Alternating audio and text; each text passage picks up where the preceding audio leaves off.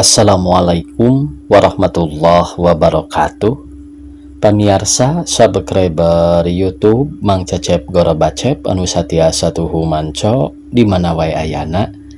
Dina dangat ayana urang neraskeun hanca carpon tina majalah Mangle tahun 1860 hiji nomor 40 genap. Judul carpon anu baris kapidangkeun dina dangat ayana nyaeta itu tina pangalaman para mitra.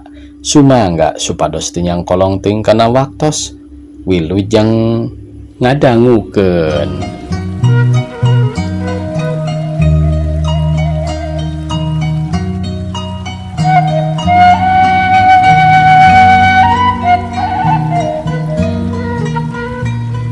Judul anu kahiji nyaeta ngobor. Kuring teh keur ngajentreng bae nyurupkeun kacapi tina surupan pelog kana salendro. Da teu bisa laguna ari surupan pelog mah. Keur jongjon nyoo kacapi jol sobat kuring ngajangjian rek ngobor belut. Menta atuh oborna atawa minyakna. Da kuring mah teu boga awi garing. Sumawana minyak tadi oge ngantai ngan menang 5 ketipeun. Kuring oge ceuk sobat teh boga saoboreun dume aya tuturus urut. Sanggeus kuring dibadamian ku sobat teh sok kacapi leos ka kebon neangan pi oboreun tapi weleh teu manggih. Ngobor hayang pi oboreun teu aya. Leos kuring ka astana rarat reret neangan pi oboreun ari ret aya pasaran urut make geus garing. Ku kuring dipanggul dibawa ka lembur terus dijieun obor. Babaturan jeung sobat teh ngaromong, dewek mah sanggup ngabaturan anak oge. Sieun. Ari ceuk kuring. Nah, make sieun ku pasaran pira urut nu paeh. Babaturan jeung sobat teh ari indit da sangeur ngabaturan cenah. Sanggeus beres nyieun obor kira-kira pukul 6 sore. Kuring indit ka sawah nyamperkeun sobat, tapi kalah lalumpatan. Kira-kira jam 8 kuring nyengetkeun obor, ngadadak mirun seuneu heula da mawa ari kayu api mah. Barang obor geus hurung, kuring singkil bari nyekel bedog keur ngadek belut. Duka perbawa obor tina pasaran, duka kuring nu keur mujur. Jadi bet pohara bangenanana. Kubang teh rea pisan belutna. Henteu sirikna karinewakan atuh kuring meuni moho bawaning pogot ku karasep. Ari babaturan mah aya nu henteu bebeunangan pisan kalah kajareblog bae jeung bongan make ngajarawuhan kuring sarieunun ku obor sasa pasaran. Jam 10 kurang hayang balik lantaran korang geus pinuh. Kantetan belut geus berat. Batur mah aya nu teu meunang hanyir-hanyirna acan. Ari nepi ka walungan, kuring nyelang mandi heula babaresih estu eueuh ka sieun teh. Sanajan loba nu nyingsianan oge, kalimpudan ku atoh da meunang belut. Luar biasa lobana. Obor geus rek pareum da geus pondok. Kuring jongjon mandi di tengah, tumaninah pisan lep teuleum. Ari hanjat obor teh eueuh jeung belutna leungit. Kuring rumpu-rampa da poek, nyasaran obor jeung belut teu kapanggih. Di badog ririwa pasaran meureun ceuk hate bari handeueul leos balik bari nyarekan ririwa. Ari isuk-isuk ki sobat nganteuran belut meuni aya widakna. Majar teh nengah cenah buruhan mang mawakeun ti sisi cai. Sabot kuring mandi sawareh dibagi-bagikeun ka nu teu bebeunangan. Ceuk kuring bari seuri. Ridho pisan kop bae. Si horeng ririwa pasaran nu ngagubug belut teh kieu rupana. Hadena ririwa teh bager. Tamat cenah ieu pamirsa. Atang margaluyu sembir ya nu nganggitna pamirsanya. Judul anu kaduana tina pangalaman para mitra teh dasar sial. Sakumaha nu kanyahoan ku sadarea santri-santri di pasantren merenangna pangajaran teh ajangan teh sok tipeuting.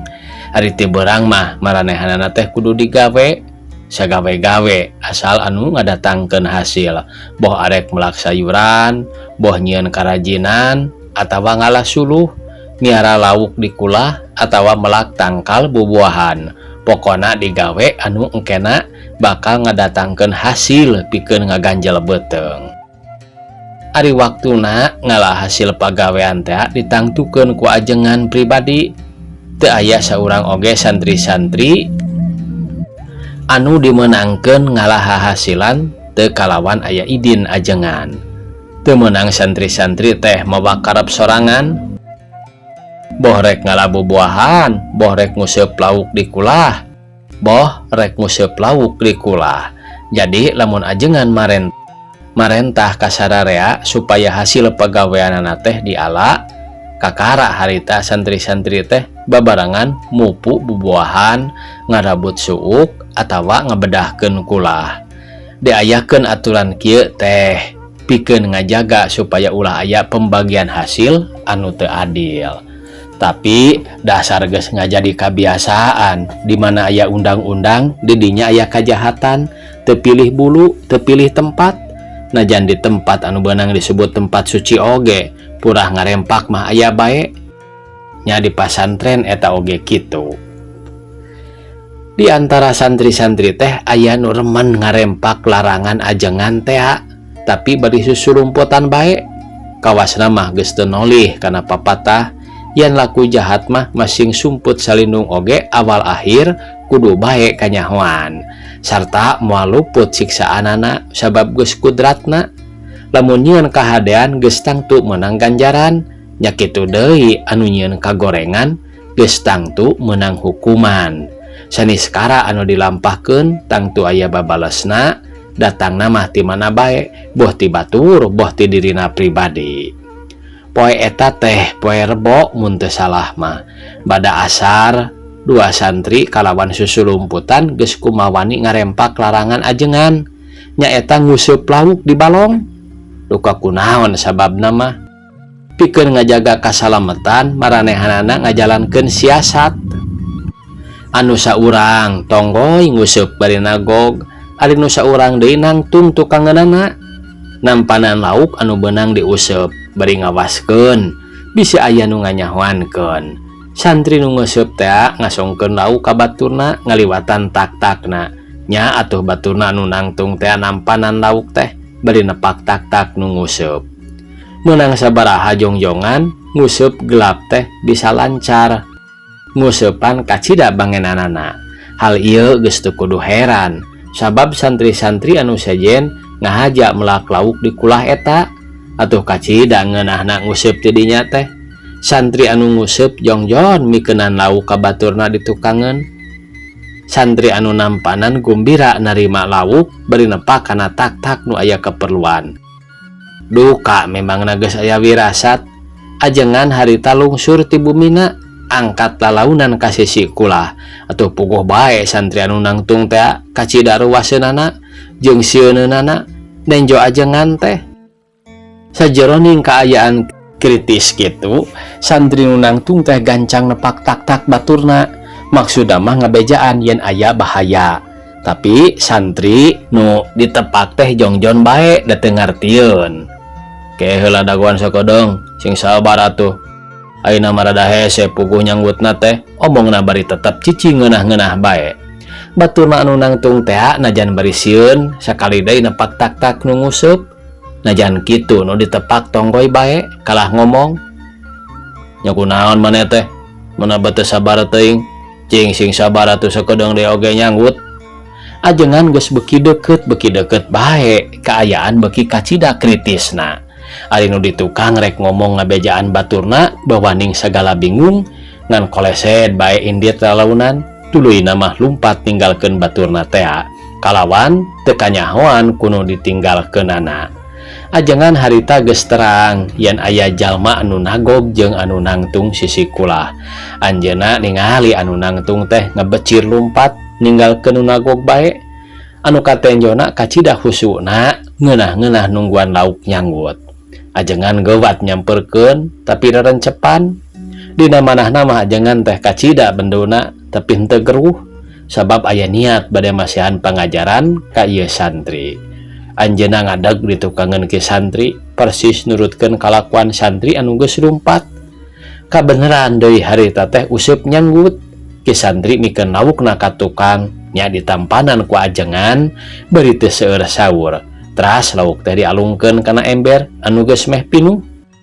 Ayeuna mah maneh hese nyanggutna lawuk teh euy.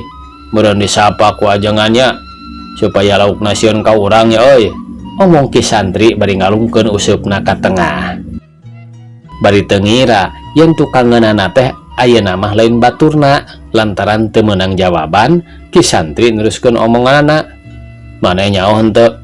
Ceuk batur mah ajengan urang teh euy jelema sakti. Bisa nganyahoankeun kalakuan urang sarerea. Tapi eta mah omongan batur ceuk kuring oge. Da kuring pribadi mah teu percaya saeutik-eutik acan. Kuring mah omongan ki santri teu kebat kaburu kapegat manten ku nyanggutna lauk kana useupna. Barang diangkat harita mah lauk nu nyanggut teh kacida leutikna. Keun wae leutik-leutik oge nya euy. Tinimbang teu meunang mah nu leutik ge lumayan, da di dahar mah ngeunah.